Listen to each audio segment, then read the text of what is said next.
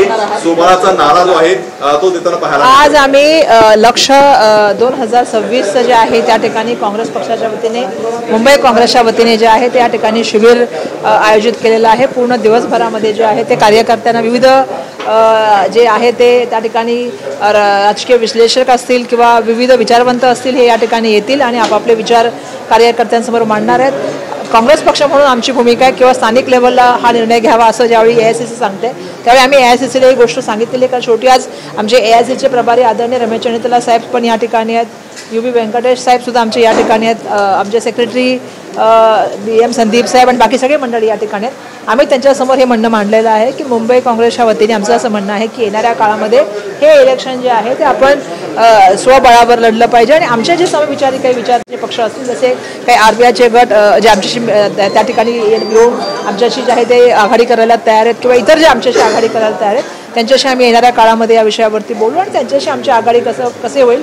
या संदर्भामध्ये आमचं वाचन आहे बोलणं। त्याचप्रमाणे आमची नेहमी नैसर्गिक आघाडी जी आहे ती राष्ट्रवादी काँग्रेसचे शरद पवार यांच्यासमोर राहिलेली आहे, त्यांच्याशी सुद्धा आम्ही या विषयावर चर्चा करू। पण मुंबई काँग्रेसच्या पदाधिकाऱ्यांचं सगळ्यांचं आणि मुंबईच्या सगळ्या नेत्यांचं ज्येष्ठ नेत्यांचं म्हणणं असं आहे की मुंबई काँग्रेसचं जे महानगरपालिकेचं इलेक्शन आहे ते आम्ही जे आहे ते स्वबळावर त्या ठिकाणी लढलं पाहिजे। कारण मागील काळामध्ये सुद्धा काँग्रेसने जे आहेत हे इलेक्शन लढलं होतं। तुम्ही 17चं बघा त्या ठिकाणी इलेक्शन तुम्ही बघितलं तर त्या काँग्रेसच्या कार्यकर्त्यांची इच्छा आहे आणि शेवटी हे इलेक्शन कार्यकर्त्याचं आहे आणि जर कार्यकर्त्यांची मनशा असेल की आपण हे जे इलेक्शन आहे ते स्वबळावर लढलं पाहिजे तर ती भूमिका आज मुंबई काँग्रेसच्या वतीने मी आमच्या प्रभारांसमोर त्या ठिकाणी ठेवण्याचं काम केलेलं आहे। आणि येणाऱ्या काळामध्ये मुंबई महानगरपालिकेत चाललेला भ्रष्टाचार, मुंबई महानगरपालिकेमध्ये चाललेलं मोठं कॉन्ट्रॅक्ट त्या ठिकाणी जे काय म्हणतात त्याला त्याच्या एक लॉबी तयार झालेली आहे जी लॉबी मंत्रालयातून चालते। दुर्दैवाने मुंबईकरांचा पैसा हा शून्य काम चालू असताना सुद्धा हजारो करोडच्या रुपयाच्या माध्यमातून जो आहे तो लोकांना देण्याचं एक मोठं फंडिंग चाललेलं आहे। या व्यतिरिक्त या माध्यमातून ते पक्षाला काही फंडिंग चाललेलं आहे ज्याच्यामुळे मुंबईकरांवर अन्याय होते। कारण तो मुंबईकरांच्या कष्टाचा घामाचा जो पैसा आहे तो त्या ठिकाणी जो आहे तो मुंबई महानगरपालिकेच्या माध्यमातून इतर कोणाला देण्याचं जे काम चालू आहे ते सगळी भ्रष्टाचाराची प्रकरणं आम्ही या ठिकाणी उघड करण्याचं काम करणार आहोत। आणि असं आहे की आमची भूमिका एक मी मागे पण काळामध्ये भूमिका स्पष्ट मांडलेली आहे की आम्ही देशाचं संविधान मांडणारी मंडळी आहे, आम्ही सर्वांना बरोबर घेऊन जाणारी मंडळी आहे। मुंबईच्या बाबतीमध्ये बोलायचं झालं तर मुंबईमध्ये सातत्याने विकासावर बोलणारी मंडळी आम्ही आहोत आणि मुंबईकरांचा त्रास आम्ही रोज बघत आहोत। आणि म्हणून एक अपेक्षा मी करत होते की सगळ्यांनी मुंबईने एकत्र येऊन बोलण्याची गरज आहे कारण मुंबई देशाची आर्थिक राजधानी आहे। पण काही पक्षांच्या माध्यमातून सातत्याने जे मारहाण केली जाते किंवा एक कायदा सुव्यवस्थेच्या व्यवस्थेची आपल्या हातात घेतली जाते आणि भाषा जी वापरली जाते ती भाषा कदाचित आमच्या संस्कृतीला ते धरणारी भाषा नाही। आणि म्हणून मला अपेक्षा ही आहे की तुम्ही जे प्रश्न विचारला मला की XYZ मुळे तुम्ही त्या ठिकाणी गेलात का, ह्या संदर्भामध्ये आपल्याला सुद्धा माहिती आहे की आमची भूमिका नेहमी राहिलेली महाविकास आघाडीमध्ये की कॉमन मिनिमम प्रोग्राम झाला पाहिजे। पण जो प्रोग्राम कॉमन मिनिमम असला पाहिजे तो सर्वांसाठी असला पाहिजे, संविधानाच्या धागातून असला पाहिजे। परंतु काही पक्ष त्यांच्यामुळे जे आहेत त्यांची जी भूमिका सातत्याने ती मारहाणीची राहिलेली आहे, लोकांना त्या ठिकाणी त्रास देण्याची राहिली, या भूमिकेबरोबर काँग्रेस पक्ष आहे म्हणून आम्ही जाऊ शकत नाही। उद्धव ठाकरे त्यांच्यासोबत आहेत त्यामुळे उद्धव ठाकरेंनी त्यांच्या पक्षाचा काय निर्णय घ्यायचा त्यांच्या पक्षाचा त्यांचा निर्णय घ्यावा। आणि आम्हाला असं वाटतं की आमचं काही लोकांशी ज्यांच्यावर ते आता बातचीत करतात त्यांच्याशी आमचं कितपत जमेल ह्याच्याबद्दल आमच्या मनात पूर्णपणे जे आहे ते आम्हाला माहिती की ते जमू शकत नाही। कारण आम्ही कोणा छोट्या ठेकडीवाल्याला किंवा एखाद्या दुकानदाराला किंवा एखाद्या समोसेवाल्याला मारहाण करणं ही संस्कृती काँग्रेसमध्ये कधी खपली जाणार नाही। त्यामुळे म्हणजे माझं पूर्ण होऊ द्या ना। त्यामुळे मला असं वाटतं की जे अशा तऱ्हेने कारवाई करतात किंवा जे छोट्या मोठ्या बिझनेसच्या मॅटर माणसांना बोलण्याचं त्यापेक्षा छोट्या माणसांवरती आपली ताकद आजवायचं काम करतात त्यांच्यावर आम्ही जाऊ शकत नाही। त्यामुळे शिवसेनेने त्यांचा निर्णय घ्यावा, त्यांना कोणावर जायचे। पण ॲज अ काँग्रेस पार्टी म्हणून आमचं साधा सिंपल म्हणणं आहे की देशाचं संविधान आणि ह्या मुंबईकर हे सगळे मुंबईमध्ये आलेली सगळी मंडळी आहेत, त्या मुंबईकरांनी सगळ्यांनी मुंबईच्या विकासामध्ये हातभार दिलेला आहे। त्यामुळे मला असं अपेक्षा आहे की मुंबईला जर आपल्याला सर्वांना पुढे घेऊन जायचं असेल तर सगळ्यांची एकत्र येणं काम करण्याची आवश्यकता आहे। पण जसं तुम्ही प्रश्न विचारला त्याचं उत्तर मी तुम्हाला हेच देईन की ज्या पक्षांची मारधाडीची भाषा असते किंवा जे पक्ष इतरांवरती जे हल्ले करतात किंवा छोट्या लोकांना त्रास देण्याचं काम करतात आणि एक धमकी देण्याचं काम करतात त्यांच्यावर काँग्रेस पार्टी जाऊ शकत नाही। शिवसेनेने त्यांचा निर्णय घ्यावा, त्यांनी काँग्रेसवर यायचं कुठे जायचं। मोदी म्हणतात काँग्रेस माओवादी झालेली आहे, मुस्लिम लीग झाले, लवकर मोठं विभाजन।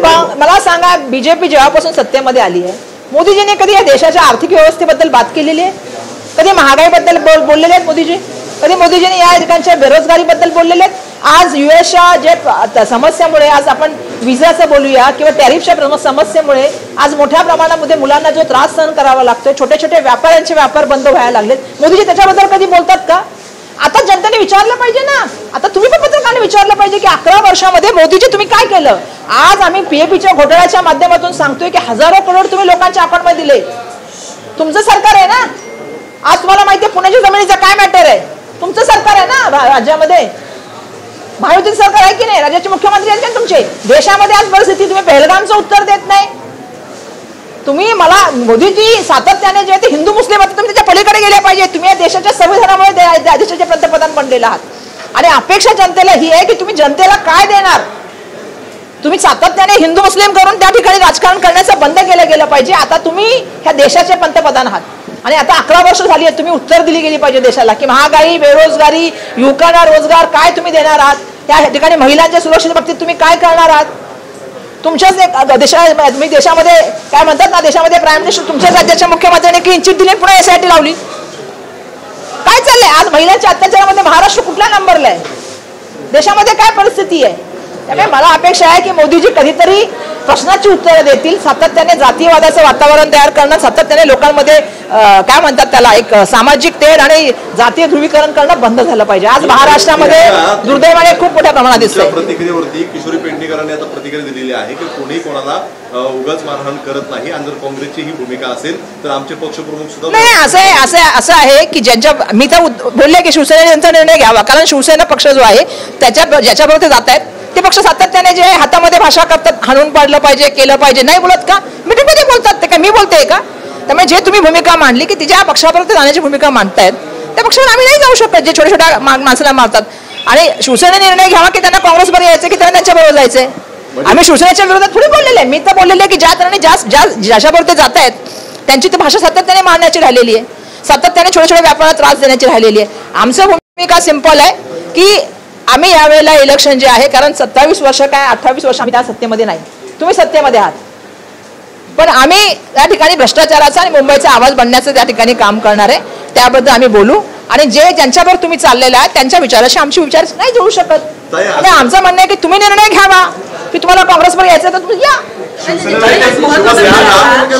एकच पर्याय आहे का, एकतर मनसेसोबत जा नाही तर मग काँग्रेस सोबत या. असं आहे की त्यांचा निर्णय घेण्यासाठी त्यांचा पक्ष समर्थ आहे, त्यांनी तो निर्णय घ्यावा. आम्ही आमचं म्हणणं सांगितलेलं आहे की आम्ही अशा पक्षाबरोबर जाऊ शकत नाही जो संविधानाला मानत नाही. आम्ही अशा पक्षाबरोबर जाऊ शकत नाही जो एका काय म्हणतात होताला असं म्हणजे हुकुमशाही मारण्याची भाषा करतात, त्यांच्याबरोबर आम्ही जाऊ शकत नाही. आम्ही त्यांच्याबरोबर जाणार जे कॉमन मिनिमम प्रोग्राम ठेवणार, आम्ही त्यांच्याबरोबर जाणार. असं नाही ना आम्ही केलं ना मधल्या काळामध्ये, इंडिया अलायन्स मध्ये केलं, महाविकास आघाडीमध्ये केलं, पण तिथे विचार तरी जुळले पाहिजे, संविधानाचा धागा तरी असला पाहिजे. त्यामुळे त्याचा निर्णय त्यांनी घ्यावा. तो त्यांच्या पक्षाचा विषय, तर त्यांनी निर्णय घ्यावा. शिवसेनेमध्ये ज्यांची नावं आहेत असे जर व्यक्ती दुबार मतदानासाठी आले तर त्यांना मतदान केंद्रावरती त्यांना असं मनसेने आधी. अरे मी माझं म्हणणं आहे की ही भाषा करण्यापेक्षा देशाच्या संविधानाने जे आहे ना, ऐका असं मत नाही. माझं म्हणणं असं आहे की हीच भाषा आहे, ही भाषा म्हणते मारणं वगैरे, त्यापेक्षा आमचं म्हणणं आहे की राजमहिला काय म्हणतात ते राज्य निवडणूक आयोगाचं जे आहे काय म्हणतात ते कार्यालय, त्याच्यावरती आपण जाऊन ते म्हणणं मांडण्याचं जे काम केलं मधल्या काळात, तर आम्ही पण त्यांच्याबरोबर गेलो. कारण हा जो मुद्दा सुरू केला निवडणुकीच्या संदर्भामधला, हा आदरणीय आमचे नेते जननायक राहुल गांधीजींनी केला.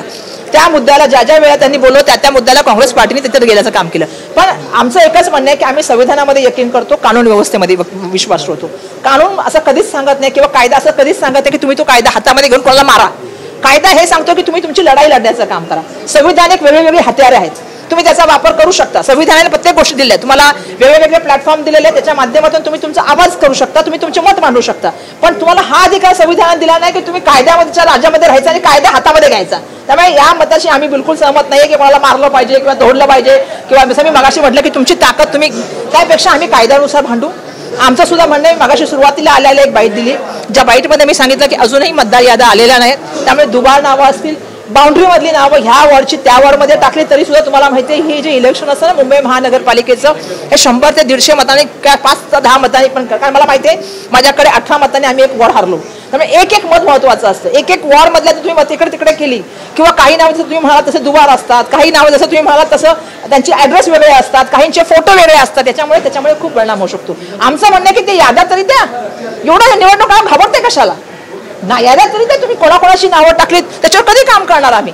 आज 8 दिवस शेवटचे समजा असणार, तुम्ही याद्या देणार, मग कुठे अभ्यास करणार, कसा काय करणार. त्यामुळे आमचं म्हणणं आहे, आम्ही पत्र लिहिलंय निवडणूक आयोगाला आजच की आम्हाला याद्या मिळाल्या पाहिजेत.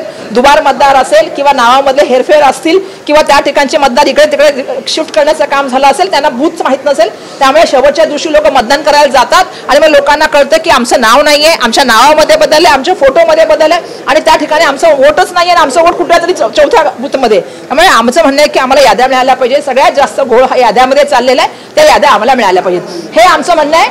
आम्ही ते कायद्यानुसार मांडणार, पण याच्यासाठी कोणाला मारण्याचं आमची भूमिका कधी नव्हती आणि कधी आयुष्यात म्हटलेलं आहे की काँग्रेस जागा जास्त मागते आणि प्रत्यक्ष निवडून यायचं प्रमाण कमी आहे. याची एक किनार आहे. आज सिंपल एक गोष्ट मी सांगते. मुंबईमधल्या आमच्या कार्यकर्त्यांचं म्हणणं आहे की विधानसभेमध्ये पण आणि लोकसभेमध्ये पण आम्ही प्रामाणिकपणे सर्वांना माहिती आहे की महाविकास आघाडी म्हणून काम केलं. आम्हाला ज्या सीटा पाहिजे होत्या त्या सीटा आम्हाला मिळायला पाहिजे होत्या. पण आमचं आज एक साधंच म्हणणं आहे की आमची एक विचारधारा आहे, त्या विचारधारेला घेऊन आम्ही येणाऱ्या काळात जाणार. आम्ही ज्या ज्या वेळा ज्या ज्या पक्षांबरोबर गेलो तिथे आम्ही प्रामाणिकपणे काम केले, पण आमच्या विचारधारेला बरोबर घेऊन जाणारा आमचा कॉमन मिनिमम प्रोग्राम ठेवणारा आणि देशाचं संविधान मानणाऱ्या पक्षाबरोबरच आम्ही जाणार. कायदा सुव्यवस्थेला जी लोक मानतात, आम्ही देशाच्या संविधानाला मानतो, त्या लोकांवर आम्ही करू. त्यांचा जो निर्णय असेल तो शिवसेना पक्षाने त्यांचा आम्ही त्यांच्या भाजपचे मी फॅन आहे. नाही, आता मी बघते आज सगळेजण सत्तेसमोर काय असते, काही लोक लाचार असतात. आता मोठ्या प्रमाणामध्ये आम्ही बघतोय की खूप ऍक्टर असे बोलायला लागलेले आहेत की आम्ही कशाबद्दल फॅन आहेत. मला नाही कळलं मुंबईमध्ये किंवा आज तुम्ही जे बोलताय महाराष्ट्रामध्ये काय परिस्थिती आहे. म्हणजे मुंबई बाबतीत बोलायचं तर प्रदूषणाचा त्रास आहे, ट्रॅफिकचा त्रास आहे, बरोबर आहे. पाणी येत नाहीये, पण पावसाळ्यामध्ये पाणी मट्ट साधतं. मी आधीच सांगितलं की मोठ्या प्रमाणामध्ये भ्रष्टाचाराचे रस्ते सांगितले होते की काय होणार, सिमेंट कॉन्क्रीटचे कुठे आहेत, ह्याची प्रश्नांची उत्तर विचारली पाहिजेत ना. आज रेल्वेने जायचं म्हटलं तर रेल्वेमध्ये व्यवस्थापन काय. तर मला वाटतं निवेदिताजी सराफच्या मिस्टरांना फार मोठे पुरस्कार मधल्या काळामध्ये मिळाले. जरा सरकारचं झुकतं माप असल्यामुळे कदाचित त्यांना वाटत असेल, पण मला असं वाटतं की महाराष्ट्राचा गौरव म्हणून त्यांनी विचार केला पाहिजे. म्हणून मी प्रश्न विचारला की देशाचे पंतप्रधान आता 11 वर्ष झाल्यानंतर सुद्धा जर तुम्ही महागाई, बेरोजगारी, विदेश नीती, तुम्ही ह्या देशाच्या परिस्थितीबद्दल, सामाजिक सलोख्याबद्दल बोलणार नसाल, तुम्ही नेहमी राजकारण आलं की इलेक्शन आलं की एक जाती आणि धर्माचा वाद निर्माण करणार असाल आणि जर तुम्हाला ते आवडत असेल तर त्याच्याबद्दल माझं काही म्हणणं नाही. अजित पवार यांनी आम्ही सगळ्यांची भेट घेतली. त्याचं कारण काय, त्याचं कारण तुम्ही माहिती काय असेल. काय कारण आहे. आधी 70,000चा होता, आता कितीचा आहे, किती तुम्हाला माहिती आहे. आता ते रजिस्टरला दोष द्यायला लागलेत की रजिस्टर कसं केला. अरे मुलाला पण काहीतरी दोष द्या. आणि मला सरकारला सांगणं आहे की काय चाललंय हे तुमच्या घरच्या जमिनी नाही आहेत या तुम्ही लोकांना वाटत चाललायत. म्हणजे मुंबई असेल किंवा महाराष्ट्रामध्ये असेल किती जमिनी वाटप केले ह्याच्यावरती एकदा सिरीज करा तुम्ही सगळेजण. आणि का दिला. एका गरीब माणसाला एखादा उद्योग चालू करायचा असेल त्याला किती परमिशन घ्याव्या लागतात आणि ह्यांच्यासाठी काय काय दिले तुम्ही धोरण. एका डेव्हलपरला एका काही लोकांना स्वतःच्या जवळच्या लोकांना तुम्ही किती दिवसामध्ये त्या ठिकाणी प्रोजेक्ट दिले. आम्ही पुराव्यानिशी सादर करतोय. का भूषण गगराणी चौकशी करत नाहीत. देवेंद्र फडणवीस साहेब, माझं तुम्हाला विचारणे राज्याचे मुख्यमंत्री म्हणून तुम्हाला आम्ही पुरावे सकट रोज पत्र पाठवतोय. दाखवा ना पारदर्शक कारभार. मोदीजी फक्त ट्रान्सपरंट कारभाराबद्दल बोलतात, पण सगळ्यात जास्त भ्रष्टाचार कोणाच्या काळामध्ये सांगावं त्यांनी.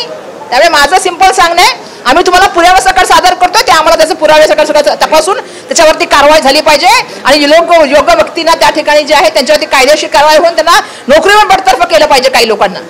आणि हे जे तुम्ही सगळं देत चाललाय ना कॉन्ट्रॅक्ट आणि सगळ्या जमिनी ह्या तुमच्या नाही आहेत, ज्याला तुम्ही स्वतःची पार्टीच्या फंड सारखं तुम्ही नेत्यांना पण वाटत चाललाय. खासदारांना फंड चाललाय, सत्ताधारी पक्षांना, राज्यसभेच्या आमदारांना चाललाय. काय मुंबईचा फंड कोणाचा आहे. मुंबईच्या जनतेचा आहे. मुंबईच्या जनतेवर खर्च करा.